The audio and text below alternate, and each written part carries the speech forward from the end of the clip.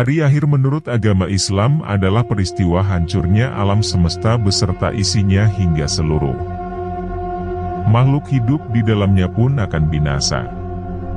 Beriman dan meyakini akan adanya hari akhir termasuk dalam rukun iman yang kelima. Mengutip dari buku Pendidikan Agama Islam dan Budi Pekerti karya Aris Abi Syaifullah dan kawan-kawan. Hari akhir ditandai dengan bunyi terompet sangkakala malaikat Israfil atas perintah dari Allah Subhanahu wa Ta'ala. Seseorang tidak dapat disebut dengan mukmin bila mengingkari keberadaan hari akhir. Hari akhir akan datang secara tiba-tiba, tidak ada orang yang mengetahui kedatangan hari kiamat, kecuali Allah Subhanahu wa Ta'ala yang mengetahuinya. Seperti dijelaskan dalam Al-Quran Surat Al-Araf ayat 187. Mereka menanyakan kepadamu tentang kiamat, bilakah terjadinya? Katakanlah, sesungguhnya pengetahuan tentang kiamat itu adalah pada sisi Tuhanku. Tidak seorang pun yang dapat menjelaskan waktu kedatangannya selain Dia. Kiamat itu amat berat, huru-haranya bagi makhluk yang di langit dan di bumi. Kiamat itu tidak akan datang kepadamu melainkan dengan tiba-tiba. Mereka bertanya kepadamu seakan-akan kamu benar-benar mengetahuinya.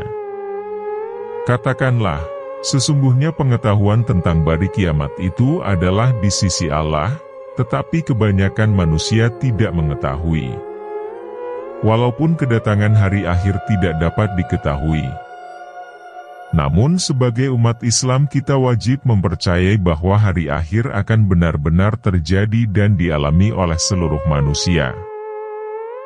Percaya kepada hari kiamat adalah salah satu bukti keimanan kita sebagai seorang muslim. Tak mempercayainya, sudah pasti ganjarannya adalah fasik dan bisa dikatakan keluar dari ajaran Islam. Kiamat akan terjadi, namun kapan dan bagaimana kronologinya masih jadi rahasia besar yang disimpan oleh Allah. Nabi sendiri menjelaskan dalam banyak riwayat jika kiamat pasti datang namun waktunya kapan kiamat akan tiba hanya Allah Subhanahu wa Ta'ala lah yang tahu. Hal yang pasti adalah kiamat takkan pernah terjadi jika tanda-tandanya tak ditemukan. Misalnya munculnya Imam Al-Mahdi, turunnya Nabi Isa dan juga sosok mengerikan yang kita kenal dengan Dajjal. Dari semua tanda ini Dajjal lah yang harus jadi perhatian kita. Makhluk ini adalah representasi kesesatan yang nyata dan dimampukan oleh Allah melakukan hal-hal menakjubkan agar bisa menyesatkan lebih banyak manusia. Berikut adalah ciri-ciri serta hal-hal yang berkaitan dengan Dajjal yang wajib untuk kita ketahui. Fisik Dajjal. Para ulama pernah mendebatkan tentang sosok Dajjal ini. Sebagian menganggap bahwa Dajjal adalah wujud dari peradaban maju atau sebuah bangsa. Namun sebagian lagi mengatakan jika Dajjal adalah manusia. Hal ini ditegaskan dalam sebuah hadis. Sesungguhnya Dajjal adalah seorang laki-laki pendek, afja, pengkor, keriting. Buta mata sebelah tidak timbul tidak pula berlubang, ketahuilah Rabb kalian tidak buta. Hr. Daud dan disyahihkan oleh Albani dalam Syahih Al-Jami'u Asy-Syagir, hadis nomor 2455. Yang dimaksud afja, dalam hadis di atas adalah seorang yang jika berjalan meregangkan antar dua kakinya seperti seorang yang selesai dihitan. Jadi bisa kita simpulkan Dajjal adalah seorang manusia yang masih muda. Dan ciri yang lain adalah tanda tulisan di dahinya yang mempunyai lafal Arab, kaf, fa, ro, yang artinya adalah kafir. Tulisan ini hanya bisa dilihat orang mukmin yang benar-benar beriman kepada Allah. Para pengikut Dajjal. Sering diceritakan pula jika Dajjal akan jadi pemimpin dari sebuah kaum yang nantinya akan berkonfrontasi dengan umat Islam. Dalam sebuah hadis, Nabi menjelaskan siapa mereka yang jadi pengikut Dajjal ini. akan mengikuti Dajjal dari kaum Yahudi Asybahan kurang lebih 70.000 orang. Mereka memakai semacam tayalisah, sejenis kain yang diselempangkan di pundak. Yang disebut 70.000 orang pengikut Dajjal itu baru kaum Yahudi, belum pengikut lain Dajjal lainnya di dunia ini. Selain orang-orang Yahudi, ada pula para pengikut Dajjal adalah orang-orang yang pandai membaca Al-Quran namun tak melewati tenggorokan mereka. Maksudnya adalah Muslim tapi tidak benar-benar memahami apa yang dianutnya. Mereka semua ini akan disenangkan oleh Dajjal dengan berbagai tipu muslihat, namun pada akhirnya akan masuk ke dalam neraka. Kemampuan Dajjal yang harus diwaspadai.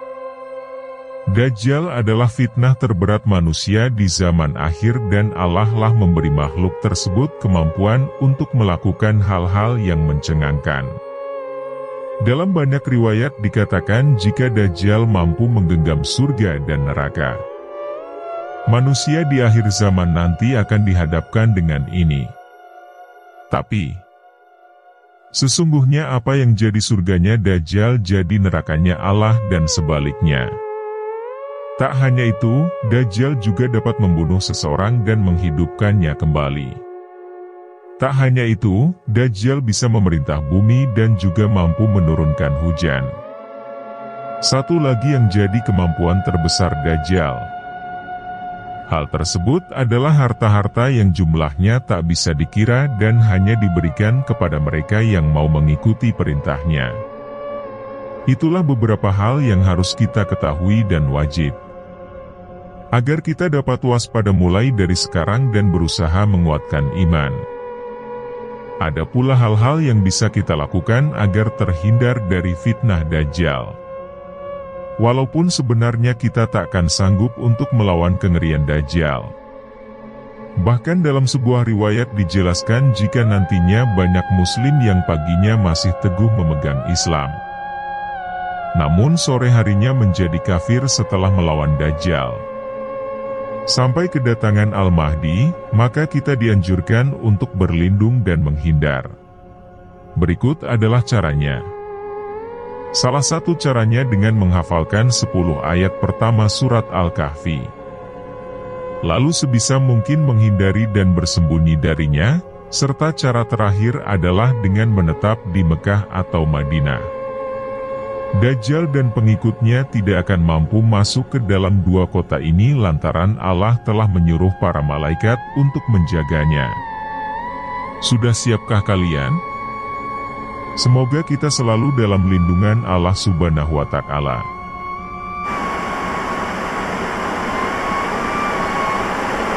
Buya Ar-Razi Hashim menyampaikan, Dajjal memiliki nama kecil yang sama dengan Nabi Musa, yaitu Musa dan nisbatnya Samiri. Dajjal terlahir dari hasil ritual setan kedua orang tuanya. Hal tersebut tertuang dalam kitab yang riwayatnya sahih. Lahirnya Dajjal bermula saat ada sepasang suami dan istri yang belum juga dikaruniai anak. Hingga akhirnya mereka datang ke iblis dan melakukan ritual iblis agar dapat mempunyai anak. Setelah itu, sang istri hamil dan melahirkan seorang anak bernama Musa bin Samiri atau Dajjal bin Azazil. Bentuk Dajjal ini separuh manusia dan separuh iblis. Musa bin Samiri kecil mengalami masa mata belekan selama bertahun-tahun, yang membuat matanya tidak dapat terbuka. Anak Samiri kemudian dibawa malaikat Jibril saat terjadi banjir besar di daerahnya. Bersama malaikat Jibril, anak Samiri diajarkan zikir. Karena diajarkan langsung oleh malaikat Jibril dan tentunya karena atas izin Allah, anak Samiri pun memiliki kesaktian yang luar biasa. Setelah memasuki usia ke-7 atau 9 tahun, mata anak Samiri yang belekan yang sebelumnya tidak bisa terbuka. Perlahan mata bagian kirinya mulai bisa terbuka. Sedangkan mata bagian kanan, hingga saat ini masih belekan dan belum bisa terbuka. Anak Samiri atau Dajjal bin Azazil ini dapat berubah wujud atau menyamar menjadi siapa saja, termasuk menjadi Habib. Dajjal juga diriwayatkan baru bisa berjalan saat usia 7 atau 10 tahun, berbarengan saat mata bagian kirinya sudah mulai terbuka. Dia akan hidup hingga akhir zaman, karena dia adalah anak Azazil. Anak Samiri ini baru bisa mati saat akhir zaman. Jika dia tidak mati, harus ada yang membunuhnya. Dan yang Allah takdirkan untuk membunuhnya yaitu Nabi Isa AS. Tutur Buya Ar-Razi Hashim. Nah, itulah informasi mengenai biodata Dajjal.